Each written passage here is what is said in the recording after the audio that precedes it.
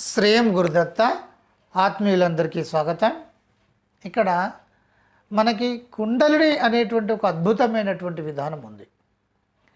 మనకు ఈ కుండలిని అంటే శరీరంలో ఉండేటువంటి షట్చక్రాలు, మూలాధారము, స్వాధిష్టానము, మణిపూరక, అనాహత, విశుద్ధ, ఆజ్ఞా, సహస్రారం అనేటువంటివి షట్చక్రాలు.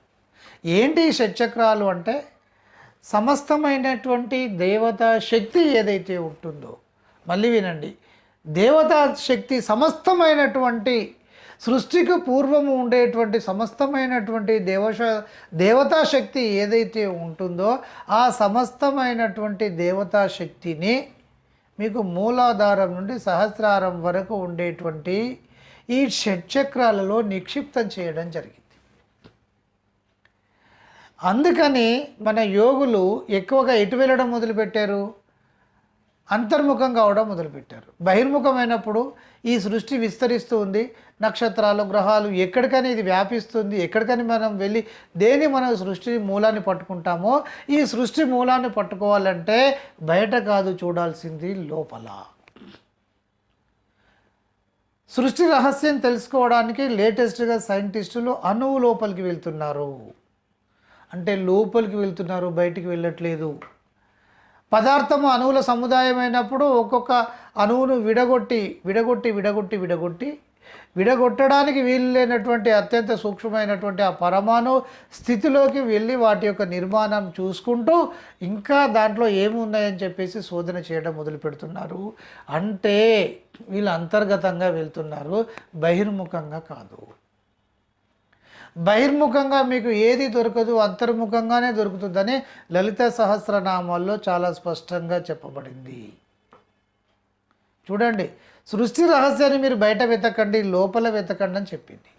అందుకని మన మహర్షులు లోపల ఎందుకు వెతకాలి అని అంటే, ఈ శరీరం అంతా కూడా ఒక పదార్థంలాగా కణాల సముదాయము, అణువుల సముదాయం కనుక మనం వాటిలోకి వెళ్ళినట్టయితే ఇక్కడ సైంటిస్టులు ఏ విధంగా పరికరాల ద్వారా అణువులను విచ్ఛిన్నం చేసుకుంటూ వెళ్ళిపోతున్నారో, లేదా వాటి నిర్మాణాన్ని శోధించుకుంటూ వెళ్తున్నారో, ఇక్కడ మానసికంగా వీరు భావనాపూర్వకంగా అనేక అణువులన్నీ కలిసి ఒక అణువుగా ఉండేటువంటి భావనా విధానంగా వీళ్ళు లోపలికి వెళ్తున్నారు. లోపలికి వెళ్ళి చాలా విషయాలు మనకు చెప్పడం జరిగింది. అంటే సృష్టికి ముందు ఉండేటువంటి ఈ సమస్తమైనటువంటి సృష్టి యొక్క శక్తి అంతా కూడా ఎవరిలో ఉంది అంటే మీలోనే ఉంది. అందుకే అహం బ్రహ్మస్మి అన్నారు. మీరు భగవంతుడని ఎందుకన్నారంటే అందుకన్నారు. సరే, మీలోని సమస్తమైనటువంటి శక్తి ఉన్నప్పుడు ఆ శక్తి మీ ఒక పదార్థంగా, సజీవమైనటువంటి ఒక పదార్థంగా మారినప్పుడు షట్చక్రాలలో అది పెట్టడం జరిగింది. అయితే ఇక్కడ మనకు మంత్ర విధానంలో చూసుకున్నట్టయితే మంత్ర, యంత్ర, తాంత్రిక విధానంలో షట్ప్రయోగాలు చేస్తాం. మంత్ర విధానంగా షట్ప్రయోగాలు ఉంటాయి. షట్ప్రయోగాలు అంటే రెండే బిడ్డ, ఇక వేరే స్టోరీ లేదు. కావాలి వద్దు, ఇవి రెండే. Yes or no. కావాలి అంటే అట్రాక్ట్ చేయడం. సృష్టిలో రెండే ఉన్నాయి, ఆకర్షణ, వికర్షణ. ఆకర్షించడము అంటే దీన్ని ఆకర్షణ, సమ్మోహన, వశీకరణ, ఇవన్నీ ఆకర్షణ సంబంధించిన విషయాలు. వద్దు అనుకుంటే విద్వేషణ. మీరు ఎవరైనా దూరం చేసుకోవాలనుకోండి, భావనపురంగా వాళ్ళపైన అసహ్యంగా చూడ మొదలుపెట్టండి. కొంచెం వాళ్ళు హట్ అయ్యేటట్టు 2 మాటలు మాట్లాడండి, వాళ్ళు రారు ఇక మీ దగ్గరికి. అంటే దూరం చేసుకోవడం. విద్వేషణ, విధ్వంసన, అర్థమైంది కదా. స్తంభింపచేయడము, మారణ, ఉచ్చాటన. మీకు ఇష్టం లేదు, ఇంట్లో ఉన్నారు, పంపించేయడం. ఉచ్చాటన, ఇదంతా ఇది భావనాపూర్వకంగా అర్థం చేసుకోవడానికి నేను చెప్తున్నాను. ఇవి మంత్ర సాధనలో ఉంటాయి, యంత్రం వేసి యంత్ర సాధనలో ఉంటాయి, అలాగే తాంత్రికమైనటువంటి విధానంలో కూడా ఉంటాయి. మనకి ఇవి తెలుసు అందరికీ. ఇక కుండలిని విషయానికి అయితే, కుండలిలో ఉండేటువంటి మూలాధార చక్రంలో ఉండేటువంటి సెంటర్ పాయింట్లో ఉండేటువంటి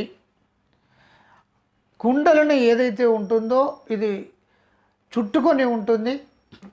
ఒక నిరాకార ఎనర్జీ, ఒక ఎనర్జీ చుట్టూ ఇది చుట్టుకొని ఉంటుంది. ఎప్పుడైతే యాక్చువల్గా ఇది మన జీవస్థితి బిడ్డ.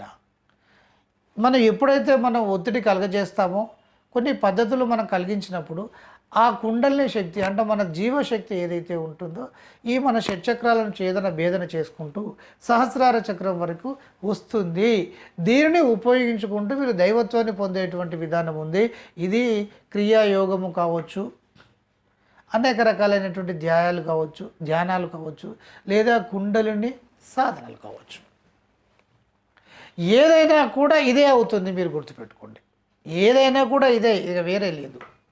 అయితే ఈ కుండలిని సాధనను ఈ బాహ్యంగా కూడా మనకు అవసరం ఏదైతే ఉంటుందో వాటిని మనం పొందేటువంటి విధంగా మనం ఉపయోగించుకోవచ్చు. ఈ విషయం చాలామందికి తెలియదు. చాలామంది కుండలిని శక్తిని దైవం వైపు వెళ్ళేటువంటి విధంగా, అంటే దైవం వైపు వెళ్ళాలి అంటే ఏంటిది బిడ్డ? ఇహం కోల్పోవాలి, పరం రావాలి. పరం వైపు వెళ్ళాలి అంటే, దైవత్వం వైపు పోవాలి అంటే ఈ మనకు కనిపించేటువంటి ధనం పట్ల కానీ, లగ్జరీ లైఫ్ పట్ల కానీ, ఈ వ్యవస్థ పట్ల మనము విముఖత వ్యక్తంగా చేయాలి. అంటే వాటి పట్ల మనం స్పందించవద్దు. అంటి ముట్టినట్టుగా పట్టించుకోకుండా కనుక ఉంటే మనం దైవత్వం వైపు వెళ్ళిపోతాం. క్లారిటీ వస్తుంది కదా? దైవత్వాన్ని మనం పట్టుకోవాలి, దైవత్వం నుండి మనం ఇటు రావాలి అని అనుకుంటే ఈ ఇహంలో ఏదైతే భౌతిక సంబంధమైనటువంటి వాటి పట్ల మనము మక్కువ ఎక్కువగా చూపిస్తూ ఉండాలి. అంటే ఇటు రావాలంటే దాన్ని వదిలిపెట్టాలి, అటు రావాలంటే దీన్ని వదిలిపెట్టాలి. ఇక్కడ కుండలిని వ్యవస్థలో ఎక్కువగా 100కు 99% దేనికి ఉపయోగిస్తున్నారు అంటే దైవత్వం వైపు వెళ్ళడానికి ఉపయోగిస్తున్నారు. కుండలిని అంటే ఇదే. ఇక మీరు అర్థం చేసుకోండి. మీ ఎవరు ఏం చెప్పినా కూడా కనిపించేదంతా ఏముంది అని చెప్తారు. ఇక చాలామందికి తెలియనిది ఏంటంటే కుండలిని కూడా భౌతికంగా ఉపయోగించుకునేటువంటి విధానం ఉంటుంది. భౌతికంగా ఉపయోగించుకునేటువంటి విధానం ఉంటుంది.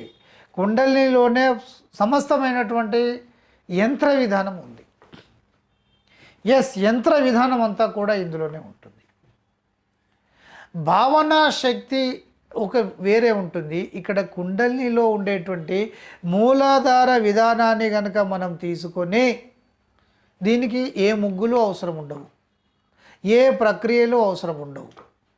శుభ్రంగా స్నానం చేసి కూర్చున్నామా, కళ్ళు మూసుకున్నామా, మనం ఏ చక్రంలోకి అయితే వెళ్ళాలనుకుంటున్నామో ఆ చక్రంలోకి వెళ్ళామా, మనం ఏ ప్రయోగం అయితే చేయాలనుకుంటున్నామో ఆ ప్రయోగాన్ని అక్కడ చేసామా, బయటికి వదిలేమా, సహస్రార చక్రం నుండి బయటికి వదిలేమా, తర్వాత మన కళ్ళు తెరిచి మన పని మనం చేసుకుంటూ వెళ్ళిపోయాము. ఆ పనులు జరిగిపోతూ ఉంటాయి. ఇది ఒక తాంత్రిక ప్రక్రియ కన్నా ఎక్కువగా పనిచేస్తుంది. కుండలిని చేత షట్ప్రయోగాలు చేయొచ్చు. బిడ్డ, నేను చెప్పేది కరెక్ట్ బిడ్డ. ఇదే ఈ విధానం ఉంది. ఇది అంతర్గతంగా కొంతమందికి ఐడియా ఉంది. కొన్ని యోగాలలో ఇది చెప్పబడింది. కొన్ని యోగాలలో ఈ విధానం ఉంటుంది. కనుక కుండలిని విధానం షట్ప్రయోగాలు కూడా చేయవచ్చు. ఇది తెలుసుకునేటువంటి ప్రయత్నం చేయండి. అందరికీ బ్లెస్సింగ్స్.